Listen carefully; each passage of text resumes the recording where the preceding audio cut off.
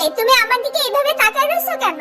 ও sorry ma'am, আমি বুঝতে পারি নাই। প্রিমিস তাদের কোম্পানির একটি মিটিং এ জয়েন করার জন্য ঢাকা শহরের সবচেয়ে বড় একটি হোটেলে আসে। আর সেই হোটেলে ওঠার জন্য সে লিফটের মধ্যে প্রবেশ করে। আর সেই লিফটের ভিতরে ছিল একটি সুন্দরী মেয়ে। প্রিমিস মেয়েটির দিকে হাঁ করে তাকিয়েছিল। এরপর মেয়েটি প্রিমিসকে একবার ধমকও দিয়েছে, কিন্তু প্রিমিস আবারও মেয়েটির দিকে তাকায়।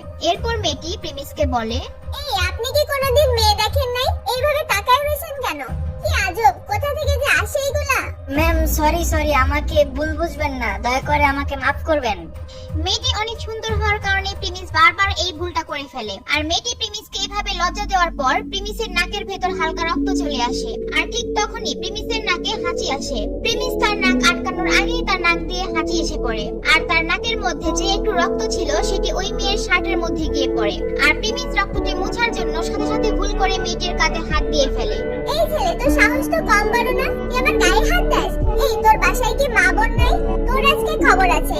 এরপর মেয়েটি চিল্লাইতে লিফট থেকে বের হয়ে যায়। আর সাথে সাথে প্রিমিসও বের হয়ে যায়। ম্যাম বুঝার চেষ্টা করেন, আমি এটা ইচ্ছা করে করি নাই, আমার ভুল করে হয়ে গেছে। আমি এই ধরনের ছেলেই না। ম্যাম প্লিজ দয়া করে আমাকে মাফ করবেন। ভুল করে কিভাবে হয় এটা? আমি লিফটে ঢোকার পর থেকে দেখতেছি তুই আমার দিকে কিভাবে যেন তাকাইছিলি, আর এখন তুই আমার গায়ে হাত দিয়ে বলিস ভুল হয়ে গেছে? তোদের মতো ছেলেদের আমার ভালো করে চেনা আছে। আরে ম্যাম, আমি তো আপনাকে বললাম আমার ভুল হয়ে গেছে। আমি আসলে রক্তটা মুছতে গিয়ে ভুল করে ফেলছি। এরপর সেখানে সেই হোটেলের দুজন গার্ড এসে উপস্থিত হয় এবং তারা এসে জিজ্ঞেস করে এখানে কি সমস্যা হয়েছে। আর সেই মেয়েটি বলে, এই ছেলেটি আমার সাথে ইভটিজিং করার চেষ্টা করতেছে। প্রথমে হেঁচি দিয়ে আমার শার্টের মধ্যে রক্ত লাগাইছে, তারপরে রক্ত মোছার বাহানা করে আমার গায়ে হাত দিছে। কিরে, তোর তো সাহস কম বড় না? মেয়েদের সাথে নোংরামি করতে যাস?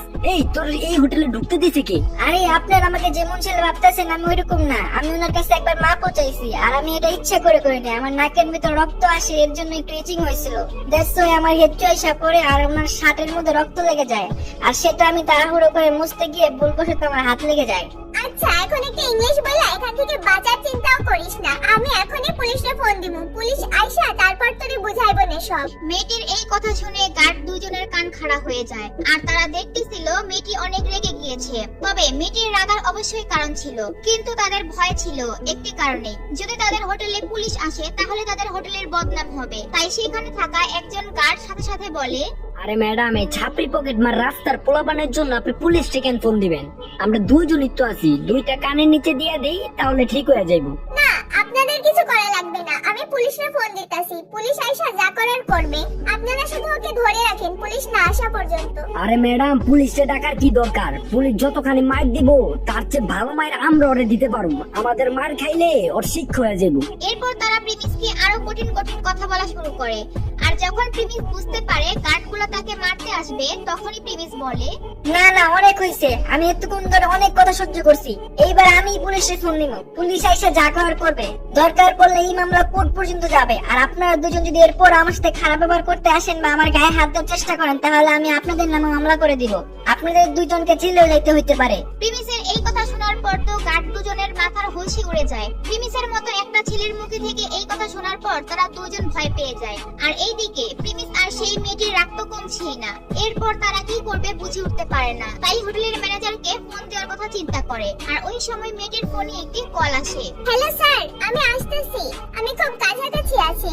স্যার, একটু ঝামেলা হয়ে গেছে লিফটের মধ্যে, তাই আসতে দেরি হইতাছে। আমি এখনই আসতেছি স্যার। মেয়েটিকে তার বস ফোন দিয়েছিল, কারণ সেও একটি মিটিং এর মধ্যে জয়েন করবে। আর তাই তাকে তার বস ফোন দিয়েছে।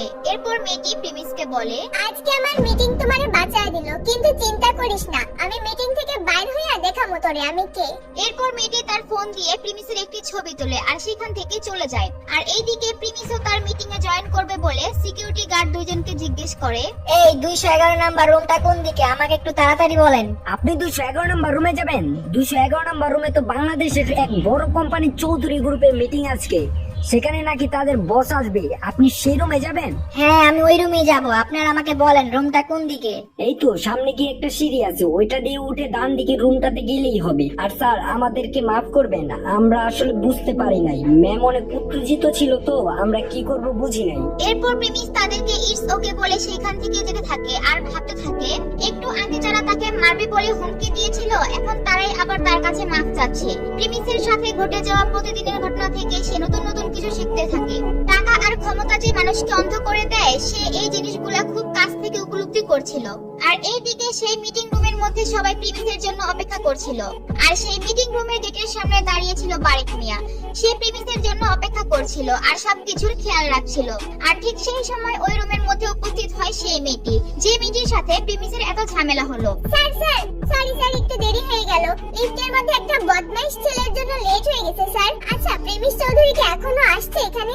যেই প্রিমিসের সাথে লিফটের মধ্যে এত ঝামেলা করলো, এত অপমান করলো, সেই প্রিমিসের পরিচয় যখন মেয়েটি পাবে, তখন সে জানতে পারবে প্রিমিস চৌধুরী তার বসেরও বস। তখন কি হবে, মেয়েটি কি করবে তখন, সেগুলো জানতে চাইলে অবশ্যই দিবস গেমিং এর ইউটিউব চ্যানেল সাবস্ক্রাইব করে রাখেন। আর দিবস গেমিং এর এই কার্টুন ভিডিওগুলো আপনারা কবে থেকে দেখেন বা দিবস গেমিং কে কবে থেকে চিনেন, সেটা কমেন্ট করে অবশ্যই জানাবেন। আজকের ভিডিওতে 5000 কমেন্ট আসলে পরের ভিডিওটি তাড়াতাড়ি পাবেন।